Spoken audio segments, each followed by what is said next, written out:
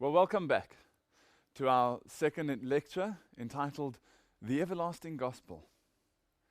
One of the ideas today in Christianity about the Bible is that only really the second half matters to us. And that the first half, which is the Old Testament, is old and not really needed.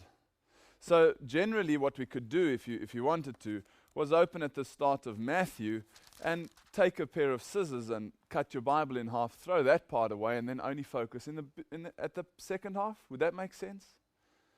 Well, that's generally the idea in Christianity today, except that Christianity worldwide refers to Jesus as the Lamb.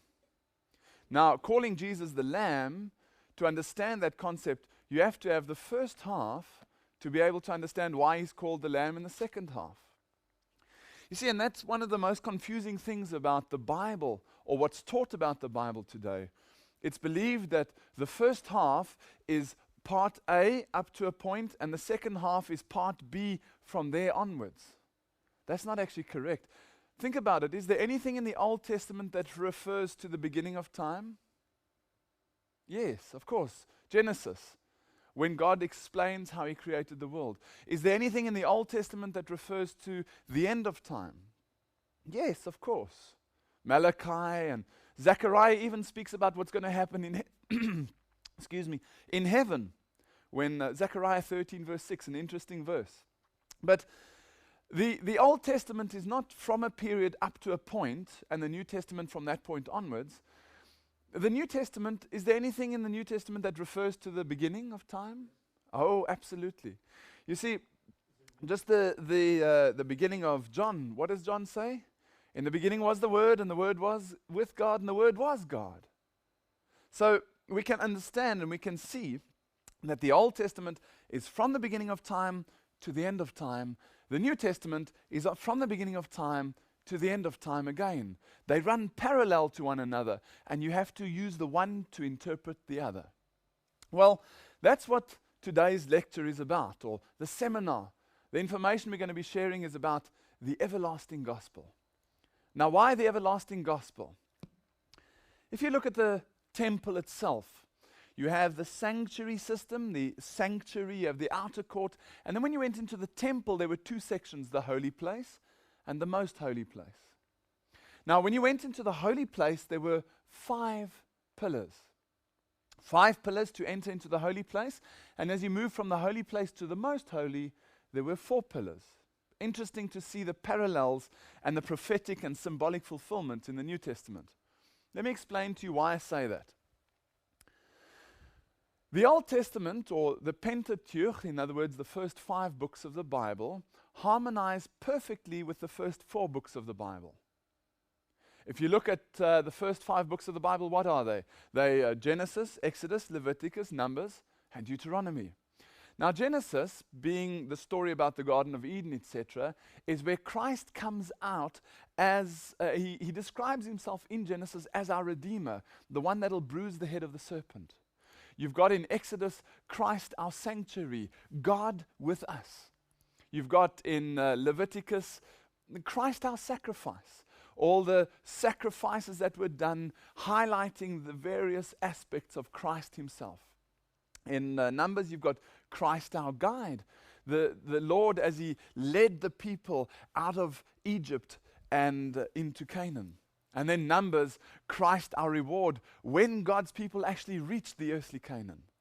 Christ our Redeemer, Genesis. Christ our sanctuary, Exodus. Christ our sacrifice, Leviticus. Christ our guide in Numbers. And Christ our reward in Deuteronomy. Isn't that incredible? Christ, Christ, Christ, Christ, Christ. The whole Old Testament is speaking about Christ. Those first 5 books of the Bible harmonize with the first 4 books of the New Testament. What are they? Matthew, Mark, Luke, and John. Yes, Matthew is a description of Christ as our King. Mark, on the other hand, is a description of Christ as our servant. Luke is a description of Christ as human, and John is a fantastic description of Christ as divine. The 5 pillars in the sanctuary as you move into the holy place are representing and pointing towards the movement towards the most holy, where you got the 4 pillars. Now, that's not the only explanation or fulfillment of those pillars. There's various fulfillments in the sanctuary. Christ is a genius. And in the simple depiction of the sanctuary, he has so many truths waiting for us just to discover them. Read with me Revelation 14, verse 6 and 7. And I saw another angel fly in the midst of heaven, having the everlasting gospel to preach unto them that dwell on the earth, and to every nation and kindred and tongue and people, saying with a loud voice, Fear God and give glory to him, for the hour of his judgment is come. And worship him that made heaven and earth and the sea and the fountains of waters. Now it speaks about in Revelation, as we've just read, the words everlasting gospel. What does it mean, everlasting gospel?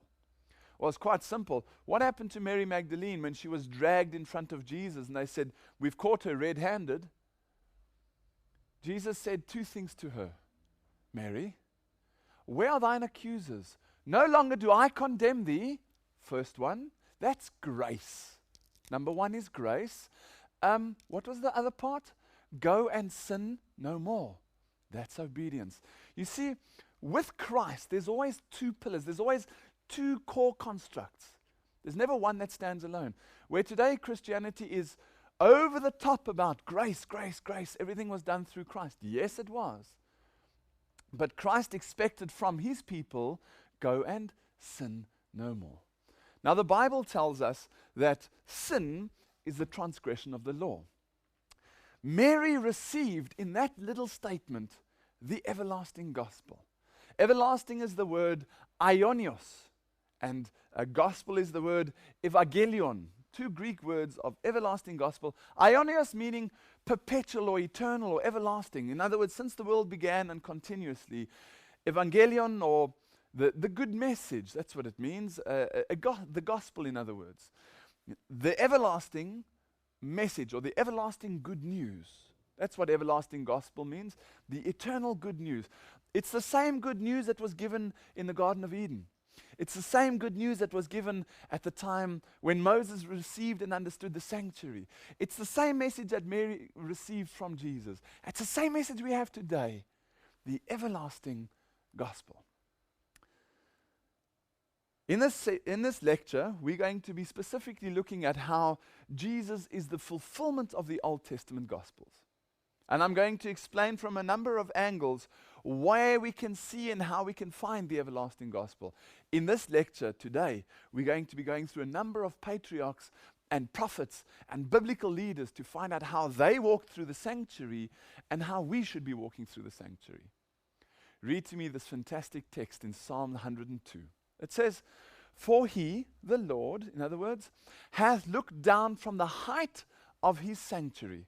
From heaven did the Lord behold the earth. Psalm 8 says, When I consider thy heavens, the work of thy fingers, the moon and the stars which thou hast ordained, what is man that thou art mindful of him? This is difficult to understand for many people in the cities specifically. Where I am here near Melbourne in Australia, I look at the stars and I see some of them. But let me explain to you, as you go into the outback in Australia, or where I live in South Africa, I live in the Karoo, which is a semi-arid, semi-desert environment. I go out at night, 2 o'clock in the morning, and I look up at the stars. And there's a mat of stars. It's as if you can put your hand into the stars and run your fingers through it like water. Unbelievable to see the stars